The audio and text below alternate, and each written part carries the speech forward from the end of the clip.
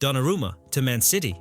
Barca plotting the swap of the century with Milan. Sancho packing his bags, his new club's already waiting. And United ready to torch 150 million euros on Raphinha. All that and more in today's episode. 500 likes, then we're back again tomorrow. Deal? Let's dive in and break down what's really going on in this crazy transfer market. Let's go. Picture this, Barcelona are just vibing, living the good life, celebrating wins with Flick, and then, boom, out of nowhere, Man United show up like, "Oi, how about we drop 150 million euros on Raphinha?" I swear, you can see Barca nearly spilling their coffee all over the Camp Nou floor. I mean, come on, 150 million euros? That's not an offer, that's a mic drop. And let's talk about Raphinha. Under Flick this season, the guy's a monster. 34 goals, 25 assists in 57 games, absolutely tearing it up. This lad's actually earning his wages, unlike some of the bench warmers we all know.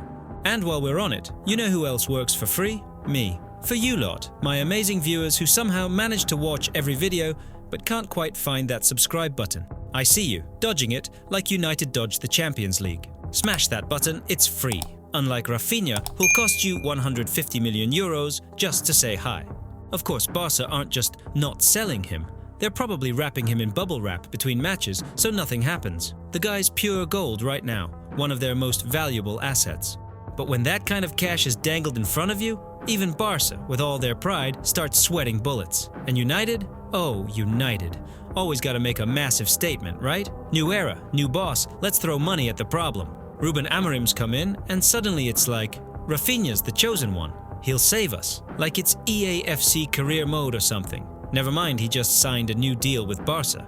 But hey, small details. He's played in the Prem before, Leeds legend, right? So no adaptation needed, job done. But here's where the soap opera really kicks off. Barca's finances. You know the drill. It's like a Netflix series at this point. Budget holes, debt, all that drama. And now United wave 150 million euros under their nose. That's basically oxygen for a club gasping for air. Imagine how many debts they could wipe out. But at what cost? Selling your best attacker while he's in his prime? That's football suicide, mate.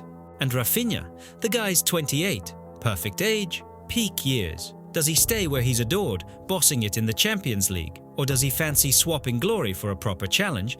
And let's not kid ourselves, a fat paycheck. Because dragging United out of the mud, that's not a job for the faint-hearted. And for this fantasy to even happen, United would have to flog half their stars. Sancho, Rashford, Antony, Garnacho, basically anyone who's not nailed down.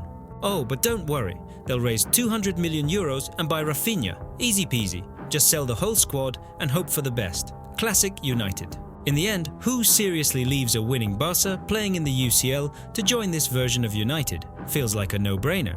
But hey, wave enough cash and make enough promises, and in football, anything can happen. So yeah, Napoli are eyeing up Jadon Sancho from Manchester United. Sounds spicy, right? Conte wants a new attacker, hopes were high, but then, boom, reality check. The guy's wages, £300,000 a week. Sancho's basically untouchable on that paycheck, and is he willing to drop it even a little? Nope, not a single penny. For what exactly? For warming the bench, going on pointless loans and barely showing up when it mattered? Absolute madness. Let's be real, for Napoli, this isn't a transfer, it's a financial suicide mission. Sure, they're ambitious, but dropping that kind of cash on a player who's been all hype and no end product. Even Napoli aren't that wild. And Sancho? It's not like Napoli are the only ones who thought about it.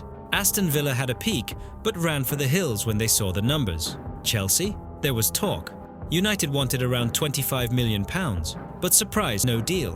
Why? Because Sancho's personal demands were somewhere up in outer space. So here we are, 25 years old, last year of his contract, and the guy's chilling. Fans are already calling him a flop, but he doesn't seem to care. He's sitting on that £300,000 a week gold mine, living the dream. Zero pressure.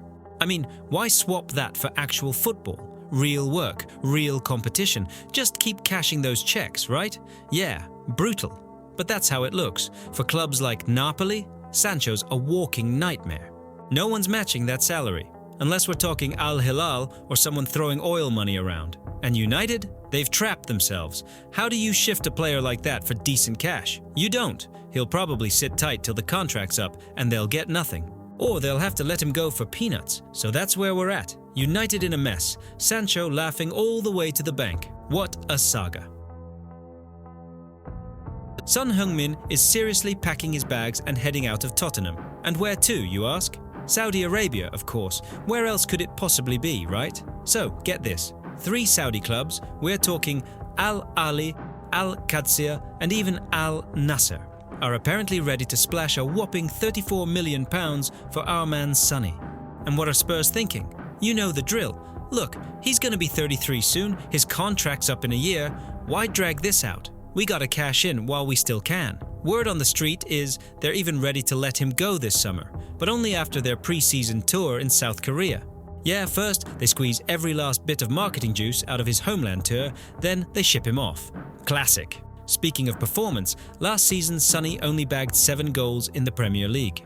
That's the first time in ages he hasn't hit double figures. Definitely seems like a little ding ding ding, time for new pastures moment, doesn't it? For the Saudis though, £34 million for a star of his caliber, even if he's not exactly in his prime anymore, is basically chump change.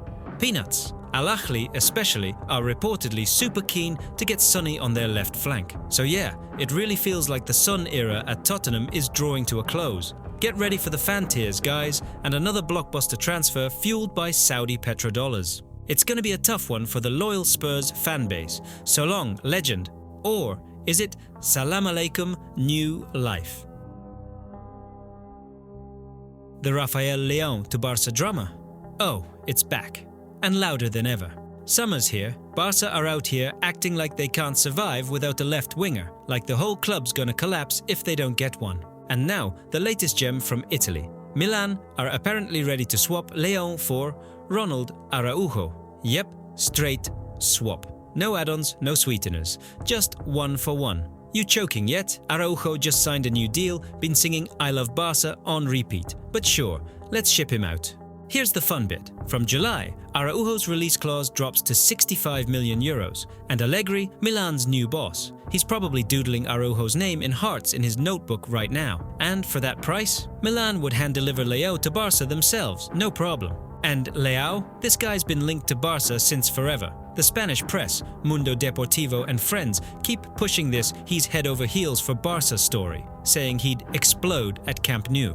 Yeah, just like all the other supposed superstars who came to Barca to set the world on fire and ended up ghosting in big games. Classic. But sure, we get it. The guy wants the move. His future at Milan's been a question mark all season anyway. And hey, timing's perfect, right? Both clubs are rebuilding. Barca's hunting that magical left winger who'll save the day. Luis Diaz? Love him, but too pricey. Nico Williams? Same story. So now it's like, wait, what about LEÁO? He's flashy, fast, unpredictable. Let's go. But here's where it gets even funnier. Barca have plenty of centre-backs. Someone's got to go to keep the FFP Wolves at bay, and who better than ARAÚJO, one of their most valuable assets. On paper, it's beautiful. Milan get their defensive general, Barca grab a shiny new winger from Serie A, and everyone's happy, right? Yeah, no, ARAÚJO might not be perfect, but he's a leader in that dressing room. Ship him out for a guy who'll cost a fortune in wages and could flop. That's a move guaranteed to spark chaos. And Flick? Word is, he's obsessed with ARAÚJO versatility, but when it comes down to saving the club's finances, you really think he's gonna say no? Nah. No one wants to be that coach who blocked Barca's survival plan. So here we go. Another round of football's favourite soap opera. Money talks, loyalty walks, and everyone's a bargaining chip if the price is right. Manchester City are at it again, shaking things up between the sticks, while every other club's sweating over how not to get wrecked by financial fair play. City? Nah, they're out here plotting a move for Donnarumma from PSG. Why? Because it looks like Edison's packing his bags. Here's the story. Edison's got a year left on his deal, he just hit 31, and, surprise, the Saudi clubs have come knocking with their bags of cash. You know the drill, the classic one last big payday move. And Edison? He's probably thinking, why not, eh? City, of course, aren't panicking. When you've got money growing on trees, why would you? They look around, spot Donnarumma, and yep, there's their guy. Now, over at PSG, Donnarumma's cooked up a proper Italian soap opera. PSG offered him a new contract, but with a catch: lower base salary with performance bonuses. And Gigi? Oh, he's fuming. Like, wait, I have to prove I'm the number one? Are you kidding me? And here's the fun part. Donnarumma's deal also runs until 2026, just like Ederson, almost like they planned it. And now City are gathering information, which in transfer speak means they're already stuffing the suitcases with cash. By the way, City have already been on a shopping spree this summer. They've snapped up Reinders from Milan, Aït-Nouri from Wolves, Cherki from Lyon, and even Bettinelli from Chelsea as cover. Poor guy probably thought he was coming in as the number 2. Now he might be number 3. Classic. PSG obviously don't want to let Donnarumma walk, but when your player's got a year left and is already moaning about money, that's the textbook sign it's time to move him on. And City? They're just waiting for the green light. The funny thing, Donnarumma once left Milan on a free to chase the big payday at PSG, and now he's set to leave PSG for City, for an even bigger payday. The circle of greed in football. Gotta love it. And you know what isn't greedy? Hitting that subscribe button on the channel you're watching anyway. I see the stats. Some of you are here more often than Pep changes tactics, but subscribing? Nah, that's too big a commitment, right? What if I suddenly start posting rubbish content? Spoiler, I won't. So go on, don't be like PSG messing up contracts. Hit that red button. RB Leipzig have pretty much made up their minds. It's time to cash in on Xavi Simons and pocket a decent fee while they can. And guess what? The Dutch midfielder himself has told the club he wants out this summer. Basically, my Leipzig chapter's done. I'm ready for the next step. Leipzig's season was, let's be honest, a disaster. 7th in the Bundesliga. No European football, 0. So now they're thinking, why hang on to a player when you can bag at least £60 million? Let's rewind a bit. Simons joined Leipzig on loan from PSG in the summer of 2023, and by January 2025, they made it permanent. In 76 games, he's racked up 21 goals and 23 assists. Decent stats, sure, but not exactly mind-blowing for someone who's been hyped as the next big thing. Still, the kid's got raw talent, brilliant technique, and naturally, plenty of clubs are sniffing around. And here's where it gets spicy. The word is Manchester United have him on their radar. No official bid yet, by the way, even though they've already splashed the cash on Matheus Cunha from Wolves. But think about it. If Sancho or Garnacho leave, United could seriously use someone like Simons. He's versatile, he's creative, and, no secret, the guy dreams of the Premier League. He wants to prove he can boss it at the very top level. But here's the catch. Will United actually cough up the kind of money Leipzig want? 60 million quid, minimum. Not exactly pocket change, especially with all the other squad priorities they've got. If Leipzig don't lower the asking price, this might not happen. But if the stars align, this could be that classic rare chance to sign a young, technical, versatile player deal that Old Trafford's been craving. Bottom line, Simons wants out, Leipzig want to sell, United are watching and waiting. Let's see how this puzzle comes together.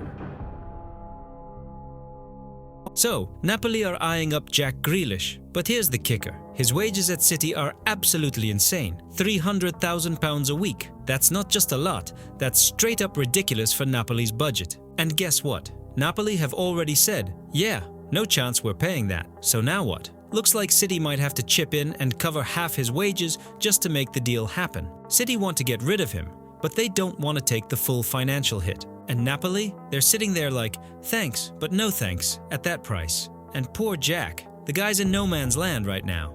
Didn't even make City's Club World Cup squad. You can tell he's desperate for a change. Even Thomas Tuchel spelled it out. I like Jack, but if he wants to make the World Cup, he's gotta be playing European football. Simple as that.